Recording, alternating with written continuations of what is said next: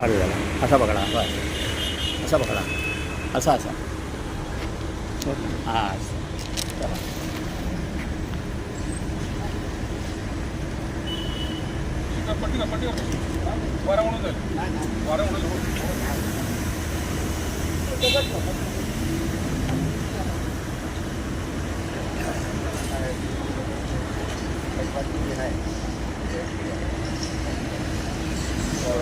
October 16पासून निवृत्त झालेले कर्मचारी अधिकारी यांचे नेहमी अभिनय चुकी ठेवलेले आहेत.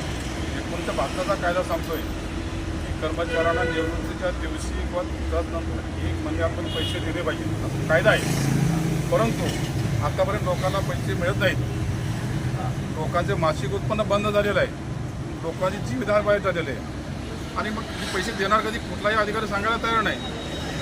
2 महिन्यापूर्वीच सह्याद्री अधिकाऱ्यामध्ये सभा झाली, मुख्यमंत्र्यांनी सभा बोलवली होती. तिथे BSTचे जनरल मॅनेजर होते, आयुक्त आले होते, अधिकारी आले होते.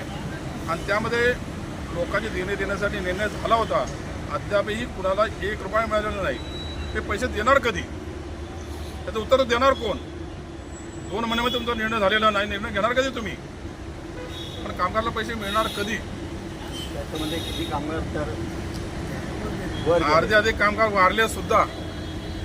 वाट बघून हो, त्यांना काय पैसे अजून भेटले नाही.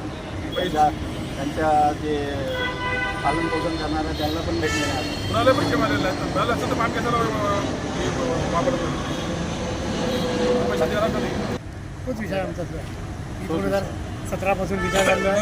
अजून कोणत्याही प्रकारे काय दिलं काही नाही, याचा कोणताही पत्ता सांगत नाही कोण. फक्त थोडेसे पर आले, ग्रॅज्युटी अर्धी आली, त्याच्यात किती आहे काय आहे ते सुद्धा सांगत नाही कोण. म्हणजे तुमचा यांचा जो प्रॉब्लेम आहे तोच सगळा एकच प्रॉब्लेम आहे. तुम्हाला काय बोलायचं? आपला काय आणि कोविडचा भत्ता पण भेटलेला नाही.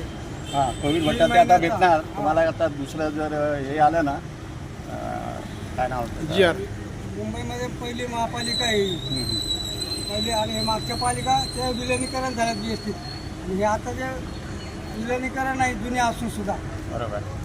तुम्ही बघा इकडे जरा एक मिनिट. असं हां ठीक आहे, बोला 2 शब्द बोला तुम्ही. बोलायचं मला बोला. रिटायर झालेला 3-4 वर्ष झाली, अजून मला ग्रॅज्युटी मिळाली नाही. कंपनीने आम्हाला ग्रॅज्युटी ही 1 रक्कम द्यावी. कंपनी आम्हाला तुटपुंजीने रक्कम देते. आमच्यावरती उपासमारची वेळ आलेली आहे, हालाखिलीची झालेली आहे. कंपनीने आम्हाला ही रक्कम जर 1 दिली तर आम्ही त्या रकमेचा काहीतरी उपयोग करू. आणि अशा कंपनीने आम्ही रिटायर झाल्यानंतर आमचा सर्व पैसा आम्हाला इथे मिळाला पाहिजे. आमचा कोविड भत्ता, आमचे रजेचे पैसे आणि एरियर्स ही सर्व